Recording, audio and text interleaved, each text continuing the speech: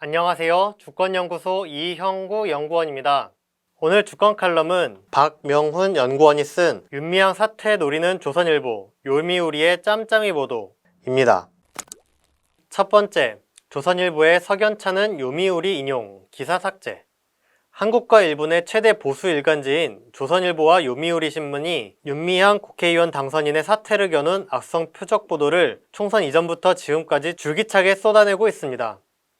한일 양국의 대표 보수 언론이 특정한 국회의원 당선인을 같은 시기에 비판하는 보도 행태가 전례 없다는 점에서 두 신문이 특정 의도로 윤미향 당선인의 사퇴를 노리고 있는 것 아니냐는 유착 의혹이 제기됩니다. 유착 의혹을 짚으려면 우선 총선 이전에 불거진 조선일보의 요미우리 인용 보도를 통해 경과를 살펴봐야 합니다. 조선일보 요미우리 의혹의 발단은 21대 총선을 코앞에 둔 4월 8일 조선일보가 일본이 경계하는 윤미향 후보라는 제목으로 낸 기사였습니다. 이태동 조선일보 특파원은 요미우리를 인용, 한국인 위안부 지원단체의 전 대표인 윤미향 후보가 총선에서 단선권 안에 있으며 그가 국회의원으로 변신하면 위안부 문제로 한국 정부의 대일 강경 자세를 더 강화하라고 촉구할 것이라는 분석이 나온다고 보도했습니다.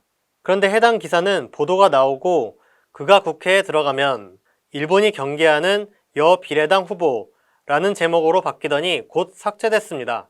이에 윤미향 당선인은 자신의 페이스북을 통해 조선일보가 일본 언론 대변인 역할을 잘 해주고 있구나 생각하고 있었는데 1시간 뒤 기사 제목이 바뀌더니 다시 들어가 보니 기사가 지워졌다.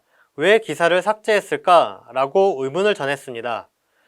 현재 조선일보는 해당 기사를 삭제한 이유에 대해 아무런 답도 내놓지 않고 있는 상태입니다. 이는 그동안의 조선일보 보도 행태를 보건대 쉽게 이해할 수 없는 일입니다. 민주언론시민연합 등에서 오보 문제 제기를 수없이 해도 기사 삭제를 하지 않기로 유명한 조선일보. 그런 조선일보가 이번만큼은 황급히 기사를 내렸다는 사실은 무엇을 의미할까요? 요미우리의 시각을 그대로 보도한 조선일보가 요미우리 동조, 친일 논란에서 벗어나고자 최대한 빨리 기사를 삭제한 것으로 풀이되는 대목입니다. 두 번째, 윤미향 넘어 문재인 공격, 요미우리의 도 넘은 내정 간섭. 한국에서 윤미향 논란이 불거지고 5월 들어 요미우리는 부쩍 조선일보발 인용 보도를 강화하고 있습니다. 지난 21일 요미우리는 조선일보 등 한국 언론에 따르면 윤미향 당선인의 부정 의혹이 높다라고 보도했습니다. 여기에 더해 요미우리는 정의연은 2015년 한일 위안부 합의를 위안부의 의향이 반영되지 않았다며 부정하고 이러한 주장을 받은 문재인 정권은 사실상 합의를 백지화하는 등 한국 정부에 큰 영향을 미쳐왔다라고 주장했습니다. 심지어 요미우리는 정의연의 주장에 동조해온 문재인 대통령도 타격을 피할 수 없다고 강조했습니다. 이는 2015년 한일 위안부 합의를 깬 문재인 정부의 책임이 크다고 몰아가는 보도 방식입니다. 요미우리는 여기에 그치지 않고 윤 씨의 국회의원 임기는 30일에 시작되지만 보수 야당인 미래통합당은 19일 당선인 자격을 박탈해야만 한다고 압박했다라고 전했습니다. 요미우리가 한국 보수 야당의 주장을 근거로 윤미향 당선인의 사퇴를 노골적으로 종용하고 나선 모양새입니다. 이 같은 보도를 짚어보면 요미우리는 한국 보수의 대표격인 조선일보와 미래통합당의 주장을 논거로 윤미향 당선인 사퇴를 넘어 최종적으로는 한일 위안부 합의 이행을 노리고 있는 것으로 풀이됩니다. 이는 문재인 정부를 무릎 꿇려 일제의 위안부 범죄를 역사에서 통째로 지우려는 시도라고 볼 수밖에 없습니다. 한마디로 요미우리가 윤미향 당선인과 정의연을 한일 위안부 합의 무력화에 결정적 역할을 한 방해꾼으로 보고 있다는 것입니다. 그렇지 않고서야 윤미향 당선인 사퇴를 저토록 노골적으로 밀어붙이는 요미우리의 보도 행태를 납득하기 어렵습니다.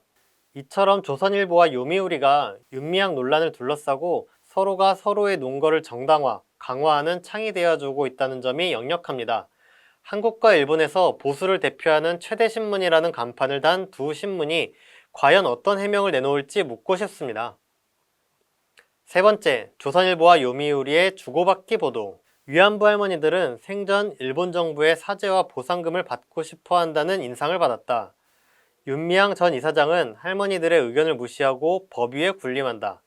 지난 24일 요미우리가 정의연은 자신의 이익 추구, 일본과 협상한 한국 전 고관이라는 기사에서 이명박 정권 당시 천영우 전 외교안보 수석을 인용해 위와 같이 주장했습니다.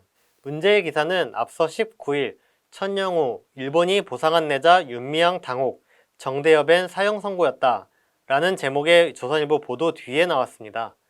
윤미향 당선인을 둘러싼 조선일보와 요미우리의 보도 흐름을 보면 마치 조선일보가 요미우리에게 보도 지침을 제공해주고 있는 모양새입니다.